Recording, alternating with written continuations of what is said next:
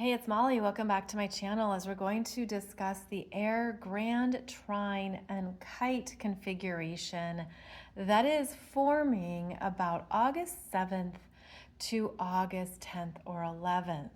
And the chart you have here in front of you is for August 8th, and it's when this energy is quite strong and active. So let's break it down, starting with the important Mars in Libra that creates the Air Grand Trine. So you can see that Mars is at 1 degree of Libra, 9 minutes, and is interacting with Pluto, 2 degrees of Aquarius retrograde, and making a trine to Uranus at 1 degree of Gemini. So it's called an Air Grand Trine when you have all three air signs in the Grand Trine configuration. Of course, in astrology, we don't just say it's a triangle. How boring is that? No, it's a Grand Trine. This has gravitas. This is exciting. There is something special when you have a Grand Trine, and that's what's happening here in the air signs. So if you have planets or points in the early degrees of the air signs, Gemini, Libra, Aquarius, this is important for you to look at what is coming across your desk, what communications are showing up, what is happening with relationships and interactions, what's going on in your world as Mars comes through and is the trigger of this Grand Trine.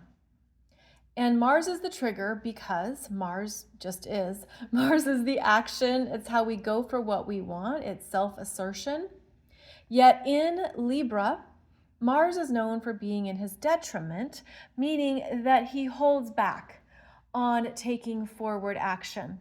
He needs to contemplate it, discuss it, sit with it, consider this, consider that, have conversations with others, and then listen as well.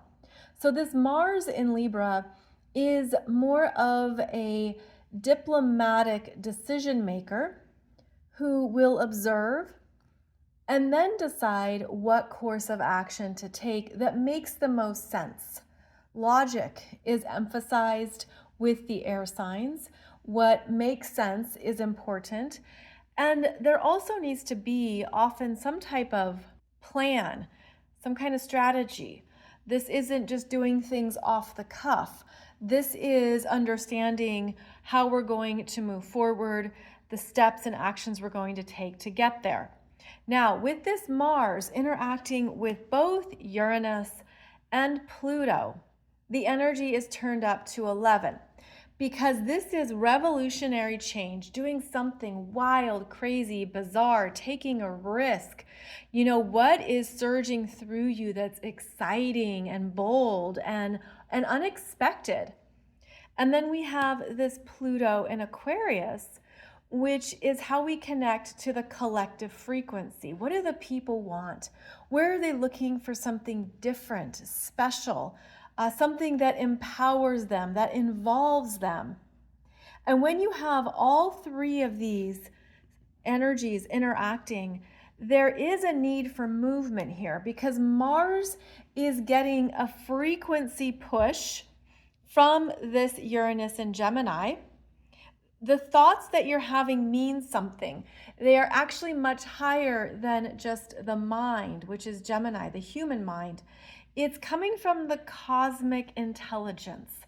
Something is coming through that could be that wild hair of an inspiration that just might work, that just might do the trick. And this is that push here that I think is coming from a genius frequency, especially when we have the strong air signs. There could be something that you're willing to do differently, simply as a sign of the times. And it could be something that Pluto is ready to revolutionize with you or for you. So taking a powerful risk, feeling strongly about how maybe you're setting yourself apart, or you're trusting something that has been spinning in your mind.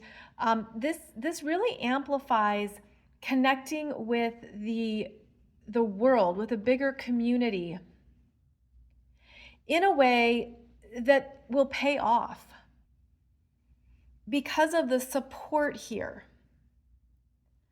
that's showing up with the Grand Trine in the air signs. This can also be overwhelming ideas, a lot of feedback, a lot of input, too many emails to keep track of, too much going on your phone. You miss things, you forget about that, because there's so much moving and happening that some of the details fall behind or fall off. And yes, we still have Mercury retrograde here. And this Mercury is in the conversation, but in a beneficial way. So at 4 degrees of Leo, sextiling that Mars, sextiling this Uranus, and opposing Pluto. Now, Mercury is going to station direct during this Grand Trine, and that will happen on August 11th at 4 degrees. So Mercury is in that territory where the brakes are being applied and a full stop is happening. And so it could be that over the course of this time period, August 7th to August 11th, there's a lot more being discussed and figured out, that even if something doesn't go as planned, version 1, there's going to be a version 2, or a second attempt, or a third attempt. And the energy keeps it moving. So there can be a natural synergy here of ideas, projects, communications, relationships, interactions, continuing to move, continuing to flow. And this is a supportive flow. And this Mercury in Leo is going to bring in what to consider that was overlooked, what could be added in. And again, since this energy unfolds over multiple days, this isn't just a single day energy, right? It's happening over, let's say, 5 days. So we're meant to go with the flow and stay agile, stay open, stay willing to keep the energy moving with an Air Grand Trine. Now, something to keep in mind with any Grand Trine is that because the energy moves so effortlessly internally, we can be locked out of external thoughts or feedback. But I don't think that's going to be the case, since we have these outer planets here. But the thing about an Air Grand Trine is that if, for example, you have a lot on your mind and you don't know what to do with it, the recommendation would be to discuss it. Coming back to this Mars and Libra, talk with someone about it. Do something that gets it out of just your head and share. Share the news, share the story, share the possibilities or the choices. Mars in Libra, again, is weighing choices and weighing different ways to take action. And in the air signs, you can't just talk about it. And so that's why this is such a beautiful configuration, because action is required. And with this Mercury in Leo, you might notice that this is also a kite.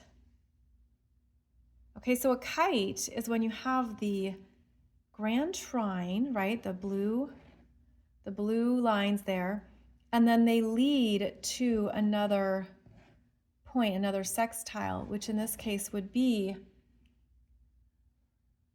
that Mercury retrograde in Leo that has been pondering a confident statement or a declaration, something that you want to create or that you've been recreating. And there's this kite that leads to the fiery Mercury and Leo of something to say. It's interesting though, because Mercury is retrograde, and so it could be something you're thinking about saying or thinking about expressing. And what I'm feeling is that this particular Mercury is really thinking something through, since there's the opposition to Pluto, a fear that's being faced, an element of struggle, opposition, challenge, a power dynamic, and it's looking at the fear, facing the fear that is the transformation. And the transformation happens after Mercury stations direct. So again, August 11th is when the station happens, and then Mercury slowly moves ahead. Big thoughts though. This is like bigger things on the mind. And that could be the challenge. Is there a lot to figure out? Are there a lot of pieces in motion? Does it feel overwhelming, everything that's connected and sorted or needs to be sorted? It's like there's just a lot here that's moving through, and it's not grounded. There's no earth signs present in this chart. There's no earth signs. There's a lot of movement, a lot of action, a lot going on, and that could even feel destabilizing, especially if the mind is overloaded. And there could be a lot to think about and consider. So that's our first kite, is to this Mercury who has something important. He is deciding, pondering, sitting with. And I would say that this Mars is assisting Mercury in weighing options and pathways.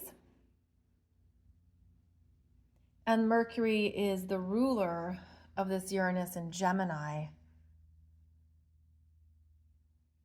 which is the wild, crazy next step, approach, fast-moving development. It's sort of a I've never done this before energy. I've never done this before, so do I do it? Do I do the thing? Now, another part of this whole chart is the second kite, which is where this Air Grand Trine leads to the two planets in Aries. Saturn, Neptune, both retrograde, conjunct each other, creating this apex of energy between the outer planets. Pluto in Aquarius, sextiling Neptune and Saturn. Uranus, as we know, is here in Gemini, also sextiling these two. And then, of course, Uranus and Pluto are trining each other. This is quite an energetic, dynamic alignment. Very rare, very special, very important. And what you have in this configuration is a focal point on these two planets in Aries, in the very early degrees of Aries, that are in opposition to Mars. And so, as I mentioned, Mars is in Libra, which is one of his areas of being in his detriment, where he's weaker because he's not as action-oriented, which is what a strong Mars is all about. Mars in Libra, that is looking at, again, the choices, weighing things out, wants to talk about it, wants to discuss it, especially in Air Grand Trine, and wants to find either the best choice or fairest solution. You know, what is fair? What makes sense? What offers something to everyone is a very Mars in Libra stance. And so this opposition between Mars in Libra and the planets in Aries can be that you are negotiating something with others, but it's based on what you want next or want now, of the new that is forming and coming together, even if it's not fully here yet, which most likely it's not. But this is what you're sensing is your new start. And the opposition with that Mars and Libra is bringing up compromise, negotiation. What do I do? What do they do? Am I doing too much? Are they doing too much? It could leave you actually second guessing yourself, this opposition. And it could feel like you're up against two other people who represent the Aries energies. And so when I look at the overall dynamics of this chart and how we have the Air Grand Trine, yes, we have two kites, and then this is the dominant kite. The kite has a point of liftoff at 1 degree of Aries in your chart. This is the new that is slowly forming and coming together, even if it feels like it's backtracking during the retrograde.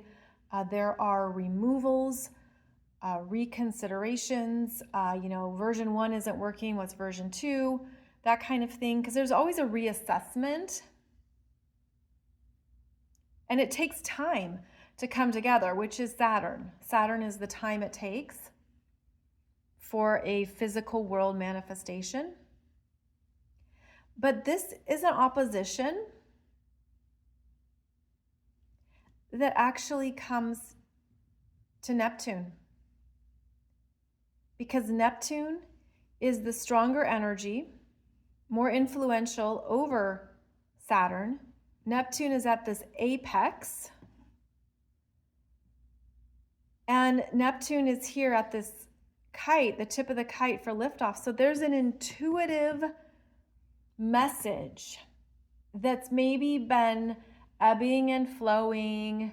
You know how the ocean can be. It comes in, it goes out, high tide, low tide. You could feel like you're working with the tides of the ocean in terms of trusting where you're being guided for this new start. This Mars opposition can show you people who don't like it. Can show you parts of yourself that are questioning it or doubting something, or again, it's a very mental energy. So you could have felt decisive and now you're like, well, I don't know, what about this? What about that? And so there could be a back and forth struggle here around that choice, direction, option. You get the gist. I've already said all those words. But this is the long term, is the 1 degree of Aries. This is the long term. And so you could feel like you're working something out. Maybe you are problem solving. Maybe this Air Grand Trine is bringing in more information to think about or consider to help you be wiser and more empowered. But this overall feels quite exciting, empowering. I would say that this Mars is going to the next level of something because of the influence of Pluto and Uranus. Like there could be happy surprises. It's sort of like if something doesn't go exactly as planned, within 12 hours or 24 hours, there can be an important turnaround. And that's how this Uranus works, especially in Gemini, the sign of duality, twins, doing something twice. So maybe it's not the first conversation, it's the second. It's not the first idea, it's the second. It's worth giving something a second shot. So for example, if you've had something going on or something on your mind and you felt stuck with it, this is going to help get those creative juices going, help you see it in a new light, and bring in more inspiration around, yes, that's what we should do, or that makes more sense. And it gets amplified and energized. And then there's movement. There's movement. So obviously there's lots of movement in this chart, but if you have felt stalled out, waiting, wondering, there's breakthroughs here. Changes, powerful changes. And again, I keep looking at that Mars working with Uranus and Pluto. There could be some incredible life-changing developments, actions that are taken because of the intuitive guidance that maybe has been struggling to be louder at times, because our intuition is often quite soft.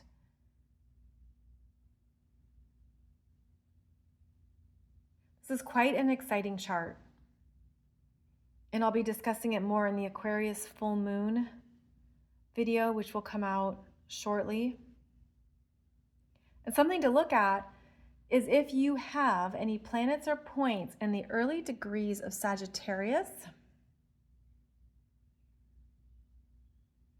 then you are working with a Grand Sextile, which is the very special, holy grail, super rare astrological aspects here that shift you into new creative experiences, adventures, endeavors, opportunities. That Grand Sextile is when there's 2 Grand Trines. So obviously we know about the Air Grand Trine, but the Fire Grand Trine is this Mercury moving slowly, trining the 2 planets here in Aries. And then if you have planets or points in the early degrees of Sagittarius, 0 to 6 degrees of Sag, then you would have an Air Grand Trine in the fire signs. And wow, that's extra special, rare, and a big infusion of energies. So I'll talk about that in the next video. But I hope this helps you prepare and be ready for the Air Grand Trine and the kite configurations happening in the early degrees of the air signs and the early degrees of the fire signs. Things are changing in August. I mean, they've been changing every month, but there's more that's clicking. There's more synergy here, alignment, manifestations, really beautiful alignment. So I hope this gives you something to work with and look forward to. And as always, thank you so much for joining me here on my YouTube channel. I'll be back with another video for you soon. It will probably be that Aquarius full moon chart coming your way shortly.